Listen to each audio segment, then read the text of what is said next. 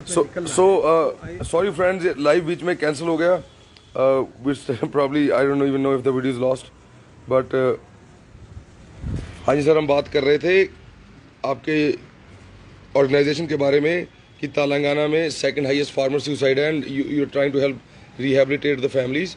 और फ्रेंड्स, जो भी चीज़ें मिस हो रही हैं हम और भी इनके ऑर्गेनाइजेशन से जुड़े रहेंगे, आपको और भी चीज़ें बताएंगे। So this is may be going to be 5-10 minutes and we will discuss in more detail may be in the evening sometime. Right. So मैं किरण कुमार हूं। जैसे मैं बता रहा था कि राइतु स्वराज वेदिका करके हमारा संगठन है, यहाँ पे तेलंगाना और आंध्र प्रदेश में काम करते हैं। ज़्यादातर छोटे लघु किसानों के साथ काम करते हैं जो बहुत ही दिक्कत में हैं, जो आत्महत्या करते हैं, उनके परिवार के लोग और दुखी स्थिति में जो रहते हैं उनके साथ काम करते हैं। और छोटे बटाईदार किसान जो हैं, टेनेंट फार्मर्स हैं, आदिवासी किसान हैं, महिला किसान हैं, इनके साथ काम करते हैं। और जो हम ज़मीनी स्तर पे काम करते हैं, अगर मान लीजिए किसी किसान की आत्महत्या होती है, वहाँ पे जाके आप पूछें कि क्यों आत्महत्या कर रहे हैं, ज़्यादातर वो कहेंगे कि वो खेती में नुकसान हो रहा है इसलिए वो कर्ज़ में डूब रहे हैं। कर्ज में क्यों डूब रहे हैं? क्योंकि उनका खेती करने का उपज का जो उत्पादन का जो खर्चा होता है वो तो बढ़ते जा रहा है, लेकिन उनको दाम बाज़ार में अच्छी तरह से नहीं मिलती है। जो मिनिमम सपोर्ट प्राइस MSP सरकार घोषित करती है उससे भी बहुत ज़्यादा कम उनको मिल रही है।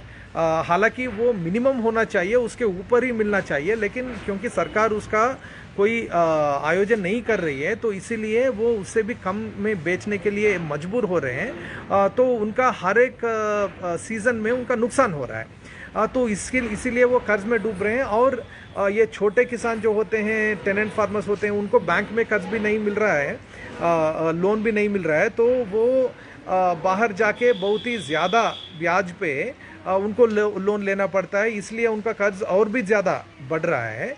और जब कोई प्रकृति की आपत्ति होती है, जब बहुत बारिश होती है, उनका फसल नुकसान हो जाता है, तब भी सरकार से कुछ उनको मदद नहीं मिल रही। यानी कि कुल मिला के सरकार की जो व्यवस्था होती है किसानों के लिए और खेती को और बढ़ावा देने के लिए जो व्यवस्था होती है वो सब काम नहीं कर रहे हैं।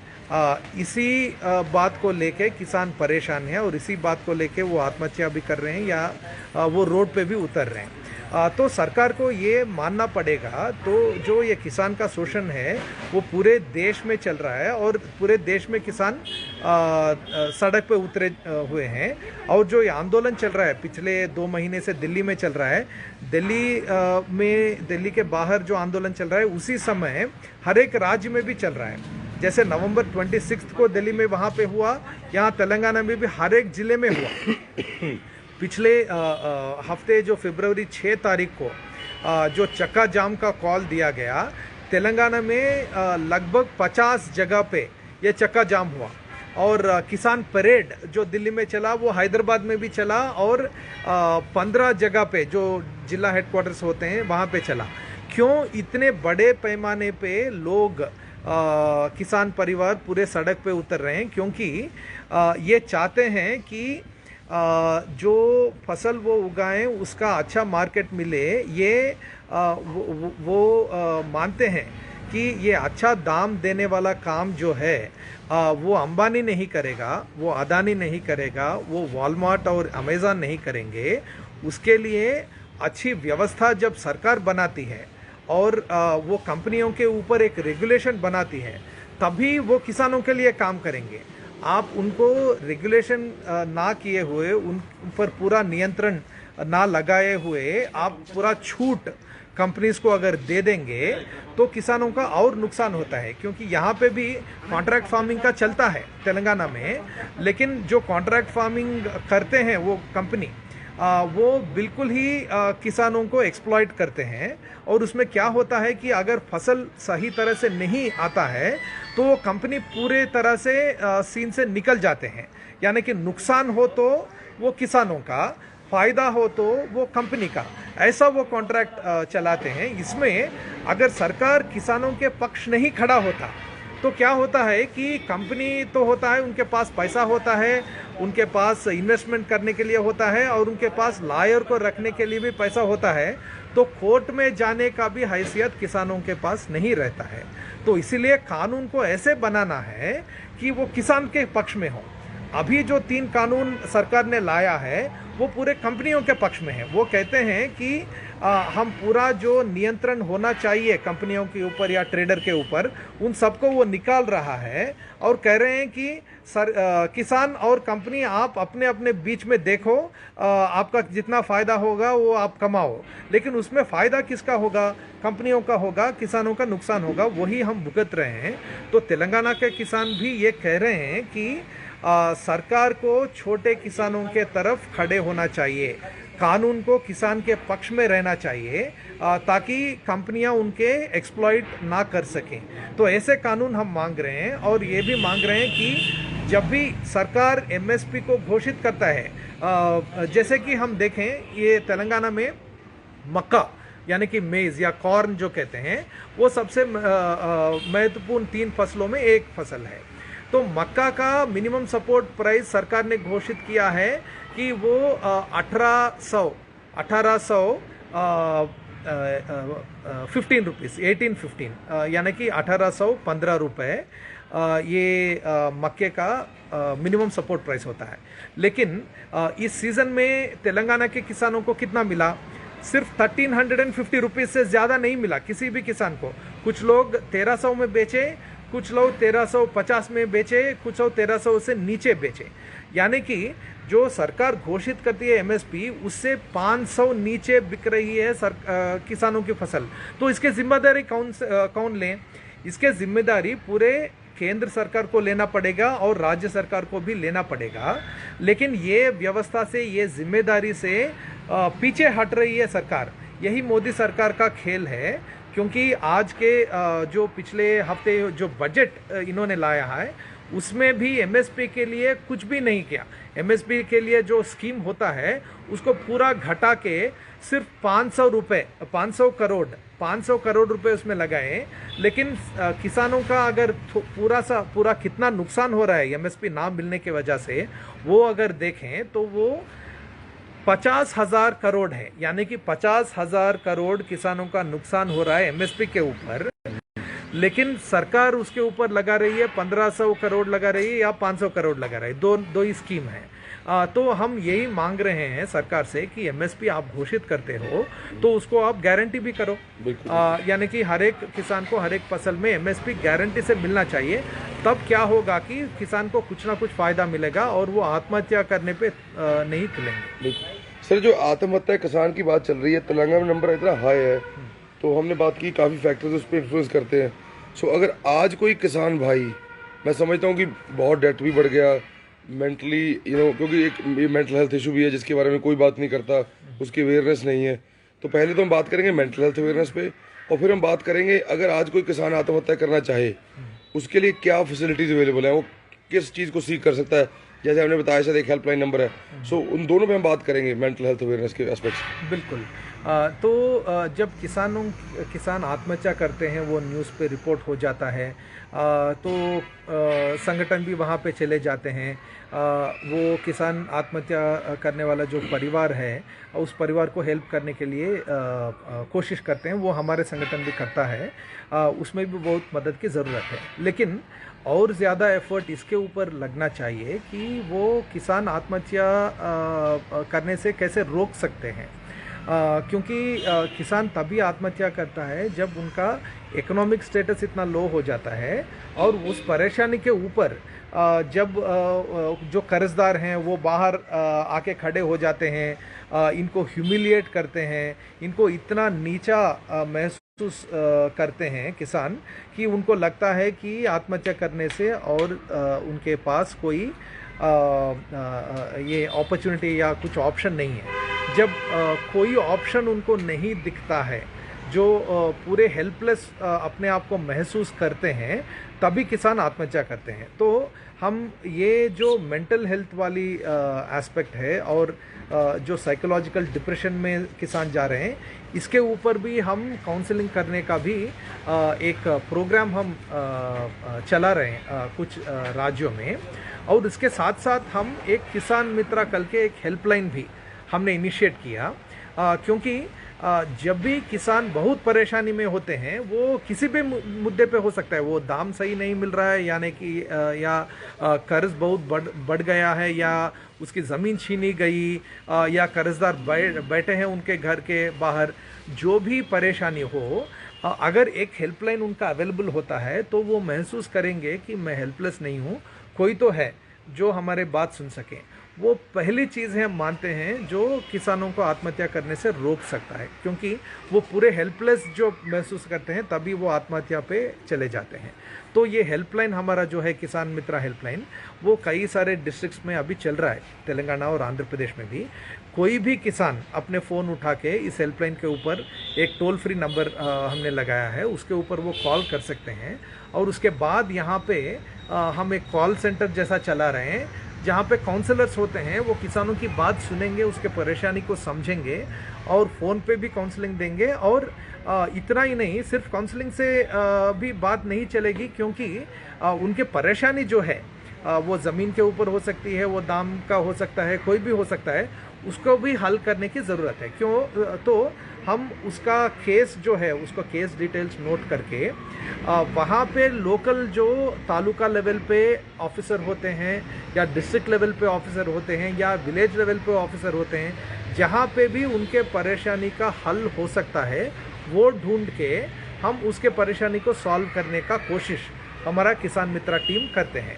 तो डिस्ट्रिक्ट में भी हमारे ग्रास रूट लेवल पे काम करने वाले लोग हैं, टीम मेंबर्स हैं, और यहाँ पे फ़ोन पे काउंसलिंग देने वाले हैं।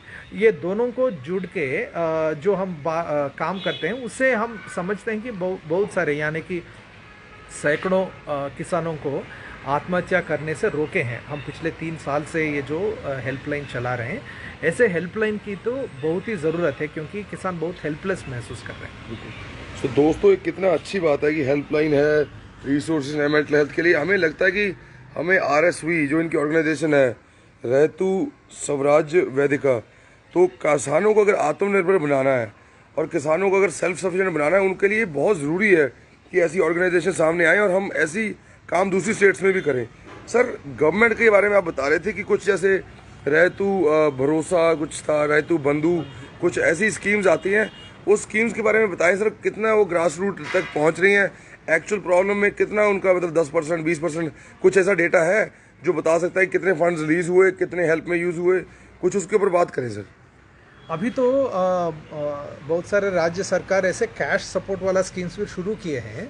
तेलंगाना उसमें वैसे सबसे आगे हैं। ये रैतु बंधु स्कीम पहले इन्होंने अनाउंस किया, और सबसे ज़्यादा पैसे भी देते हैं किसानों को। इसके अंदर लगभग 12,000 करोड़ और 15,000 करोड़ के बीच में रहता है हर एक साल, ये जो किसानों को दे रहे हैं। जो भी मदद मिलती है किसानों को, वो वेलकम है। तो ऐसे देखें तो ये अच्छी स्कीम है। रैतु भरोसा करके आंध्र प्रदेश में भी एक स्कीम है, वो भी किसानों को जाती है, लेकिन इसमें 2-3 परेशानियां हैं। एक बात है कि यहाँ का रैतु बंधु स्कीम जो है तेलंगाना में, वो ज़मीन के हिसाब से होता है, यानी कि अगर आपके पास ज़मीन का टाइटल नहीं है तो आपको बिल्कुल 1 पैसा भी नहीं मिलता है। ज़्यादातर टेनेंट फार्मर्स जो होते हैं, बटाईदार किसान होते हैं, महिला किसान होते हैं, आदिवासी किसान होते हैं, ये ज़्यादातर ज़मीन के ऊपर काम करते हैं, लेकिन इनके पास पट्टा नहीं होता है। तो ये सब इसके बाहर हैं। यानी कि 40% लोग जो किसानी में काम करते हैं वो रैतु बंधु स्कीम के बाहर हैं। दूसरी बात है कि छोटे ज़मीन जिनके पास होती है उनको कम मिलता है, यानी कि आपके पास अगर 1 एकड़ ज़मीन हो तो आपको 10,000 रुपये मिलते हैं। आपके पास 10 एकड़ ज़मीन है तो 1 लाख रुपए मिलते हैं। हम तो ये मानते हैं कि छोटे किसानों को ज़्यादा मदद मिलनी चाहिए। जो मध्यवर्गीय या बड़े किसान होते हैं, उनको शायद आप उनको भी अगर कुछ ज़रूरत होती है तो सरकार ज़रूर दें, लेकिन उनको मदद थोड़ा कम ज़रूरत पड़ती है, छोटे किसानों को ज़्यादा ज़रूरत पड़ती है। ये तो अभी रिवर्स में चल रहा है, यानी कि आपके पास अगर मान लीजिए 25 एकड़ ज़मीन है तो आपको 2.5 लाख रुपए डायरेक्टली सरकार दे रही है। इसकी ज़रूरत नहीं है, हम ये मानते हैं। यानी कि जो जिनके पास ज़मीन नहीं है लेकिन वो खेती कर रहे हैं उनको भी जोड़ना चाहिए, और जिनके पास कम ज़मीन है उनको ज़्यादा मदद मिलनी चाहिए। ये दोनों अगर करें तो ये कैश सपोर्ट स्कीम अच्छे हो सकते हैं। आंध्र प्रदेश में जो होता है वो ज़मीन के हिसाब से नहीं, वो परिवार के हिसाब से होता है। यानी कि एक परिवार को वो 15,000 रुपये दे रहे हैं, उनके ज़मीन कितने भी हो उतना ही मिल रहा है। तो वो जैसे इक्वालिटी वहाँ पे मेंटेन कर रहे हैं, वो अच्छी बात है, लेकिन वहाँ पे भी बटाईदार किसानों को ज़्यादा नहीं मिल रहा है, ज़्यादातर वो बाहर रखे गए हैं। अगर पीएम किसान की बात करें जो सेंट्रल गवर्नमेंट दे रही है, वो तो बिल्कुल बहुत ही छोटा रकम वो दे रहे हैं, यानी कि 6,000 रुपीज़ पर फैमिली जो होता है वो बहुत ही कम है, क्योंकि 2 एकड़ वाले किसान का भी 1 लाख रुपए तक हो सकता है उनका सिर्फ खेती किसानी में खर्चा। उनका अलग परिवार का खर्चा अलग होता है, तो ये बहुत ही कम रकम दे रहे हैं, और वो भी सिर्फ ज़मीन का पट्टा जिसके पास है उसी को दे रहे हैं। इसमें भी हम बदलाव चाह रहे हैं। सर हमने जैसे देखा कि लोकल जो लोग हैं उनकी सपोर्ट, जैसे हमने महाराष्ट्र में देखा काफ़ी सेलिब्रिटीज़ ने गाँवों को अडॉप्ट किया है, नाना पाटेकर साहब हैं और काफ़ी मराठी सिनेमा के भी साथ लोग हैं। तो हम देखते हैं कि हैदराबाद जो है यहाँ से सबसे ज़्यादा लोग यूएस जाते हैं। आई थिंक जो स्टैट में जब 2013-14 में चेक किया था तो स्टैट था कि सबसे ज़्यादा यूएस वीज़ा इस यहाँ से मिलते हैं, और यहाँ से लोग जाते हैं कोई पढ़ाई करने के लिए, कोई नौकरी के लिए, कोई फॉर मैनी रीजन्स, और दूसरे कंट्री में भी जाते हैं। तो आपको क्या लगता है कि अगर ये सब लोग जो यहाँ के जन्मभूमि में पैदा हुए हैं और जिनका प्यार भी है, मेरे को पता है कि तेलुगु बंदा अपना कल्चर नहीं छोड़ेगा कभी, because you such a strong culture, you know very proud, you know Telugu people. So उनकी तरफ से क्या मदद आ रही है और क्या हम उनको कैसे गाइड कर सकते हैं? कई बार ऐसा भी होता है कि उनको मदद करने का मन है पर उनको पता नहीं किसकी मदद करें, कैसे करें, तो इसके बारे में अवेयरनेस नहीं होती, पता नहीं होता, तो कैसे वो कर सकते हैं और कैसे हम ये मैसेज उन तक पहुँचा सकते हैं? What can we do better in the future? बिल्कुल, ये बहुत सही बात है। मैं भी वैसे यूएस में रह चुका हूँ 12 साल के लिए। उसके बाद पिछले 12 साल मैं पूरे इंडिया में रह के किसानों के साथ काम कर रहा हूँ। मैं भी समझता हूँ कि जहाँ पे भी लोग हों, भारतीय लोग हों, वो बिल्कुल किसानों को मदद कर सकते हैं और करना भी चाहिए, क्योंकि ये हमारे जो अन्नदाता हैं वो ये देश को चलाए रखने में इनका बहुत ही महत्वपूर्ण रोल है। तो इनकी मदद अगर चाहिए तो हर जगह से लोग कर सकते हैं और करना भी चाहिए। जैसे मान लीजिए किसान मित्रा का हेल्पलाइन है, इस हेल्पलाइन को चलाने के लिए भी मान लीजिए अभी 5 ज़िलों में ये चल रहा है, इसको और 10 ज़िलों में हमें अगर फैलना है तो इसके लिए भी सपोर्ट की ज़रूरत होती है। ऐसे कुछ प्रोजेक्ट्स जो किसानों को असली रूप में उनके मदद में आते हैं, ऐसे प्रोजेक्ट्स को अगर जो अमेरिका में है या कनाडा में है, कहीं पे भी हैं, तेलुगु लोग भी कर सकते हैं और नॉन तेलुगु लोग भी कर सकते हैं, क्योंकि हम सब तो भारतीय हैं। तो ऐसे मदद आप कर सकते हैं। इससे अगर राइतु स्वराज वेदिका का काम जो है या किसान मित्रा का काम जो है, या हम जहाँ पे कोऑपरेटिव्स किसानों के बना रहे हैं उनको आप सपोर्ट करना चाहते हैं, तो ज़रूर आप राइतु स्वराज वेदिका को कांटेक्ट कर सकते हैं। हमारा फेसबुक पेज भी है, वहाँ पे भी आप कांटेक्ट कर सकते हैं। ये बहुत ही किसानों को बहुत मदद करने वाली बात है। बिल्कुल ठीक है। सो आपको जाना है, I know, but we will be, हम इनके साथ, इनकी टीम के साथ और रूरल गांव भी चेक करेंगे और इनके साथ हम इन टच रहेंगे, बिकॉज हम देखो आंदोलन सबको करना है, रेवोल्यूशन जीतना है, पर हमें साथ साथ में जो आत्मनिर्भरता की तरफ लेके जाते हैं किसान को, वो स्टेप्स भी लेने बहुत ज़रूरी हैं। क्योंकि हमने ये समझा है कि जो ग्राउंड पे काम हो रहा है वो देखें कि क्या हो रहा है, क्या चीज़ें हम खुद कर सकते हैं, क्योंकि सरकार से हमें ज़्यादा उम्मीदें नहीं रही। आप स्पीचें में इनकी सुनते रहते हो कि क्या बोलते हैं किसान के लिए भद्र भाषा का उपयोग करना, कुछ घिनौने मजाक करना, मीटिंग में टाइम वेस्ट करना। सो करण भाई, if you have a message कि कैसे लोग इस चीज़ को रेप्लिकेट कर सकते हैं अपने स्टेट्स में, और इनसे हम और लिटरेचर लेंगे, इनसे जुड़े रहेंगे। सो आप जाते जाते अपना मैसेज दीजिए और फिर हम दोबारा से बात करेंगे। Thank you for everybody who is following the whole farmers agitation. वैसे किसानों की समस्या तो बहुत सारे हैं, लेकिन हम सब अगर मिलके काम करें तो उसको सुलझा सकते हैं। ये उम्मीद और ये हौसला भी है किसान और किसान संगठन के पास। तो आप भी जो इस मूवमेंट में शामिल हैं और देख रहे हैं, आप सब भी, हम सबको भी हम समझते हैं, आप को देखते हुए हमें भी हौसला आता है कि इतने सारे लोग किसानों की दर्द समझते हैं और उनको मदद करने के लिए